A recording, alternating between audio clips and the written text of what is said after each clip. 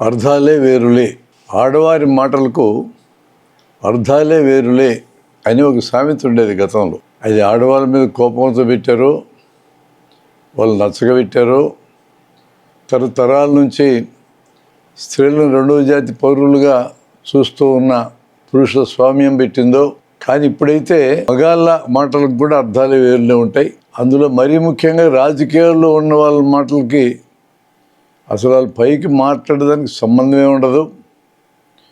పెట్టుబడిదారుల మాటలకు కూడా అర్థాలు వేరుగా ఉంటాయి.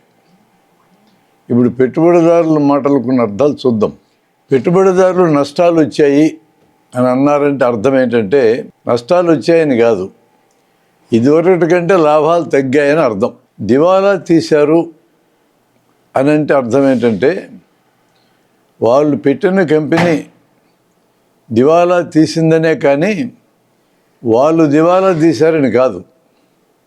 ఒక్కో పెట్టుబడిదారుడు 50-100 కంపెనీలు పెడితే దివాలా తీసిందని చెప్పబడ్డ కంపెనీ మాత్రమే దివాలా తీసినట్టు.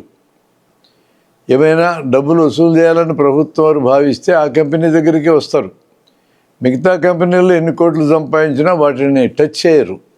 టచ్ చేస్తే షాక్ తగులుతుంది. వాళ్ళ కంపెనీని ముంచి వేరే చోట వేరే పేర్లతో, వేరే మనుషుల పేర్లతో దాచుకున్నారని అర్థం. ప్రభుత్వం సహకరించడం లేదు అని పెట్టుబడిదారులు అంటే అర్థం ఏంటంటే, ప్రభుత్వం వాళ్ళు ట్యాక్సుల్లో రాయితీలు ఇవ్వటం లేదని, వాళ్ళు బ్యాంకుల్లో తెచ్చుకున్న అప్పులు రద్దు చేయటం లేదని అర్థం.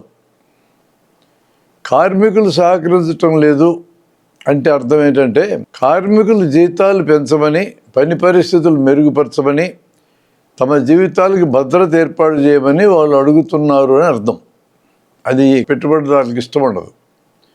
కార్మికుల సంక్షేమం కోసం గొప్పగా పనిచేస్తున్నాము, కార్మిక చట్టాలు అద్భుతంగా అమలు చేస్తున్నాము అని పెట్టుబడిదారులు కనంటే అర్థం కార్మికులను జయప్రదంగా ముంచుతున్నామని అర్థం.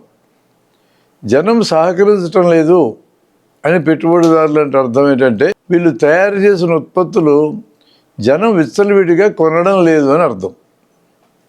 రిబేట్ ఇస్తున్నాము, 1కి 2 ఇస్తాం, 1కి 1 ఇస్తాం, 1 కొంటే క్యాష్ బ్యాక్, ఇలాంటి భాషకంతా అర్థం ఏంటంటే ముందుగానే ధరలు పెంచి ఆ తర్వాత తగ్గిస్తామని అర్థం.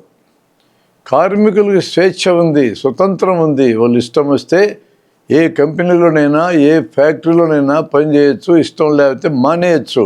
అంత స్వేచ్ఛ, స్వతంత్రము పెట్టుబడిదారు వ్యవస్థలో ఉంది అంటే అర్థం ఏంటంటే, ఎక్కడో ఒక చోట పని చేయకపోతే సస్తారని అర్థం.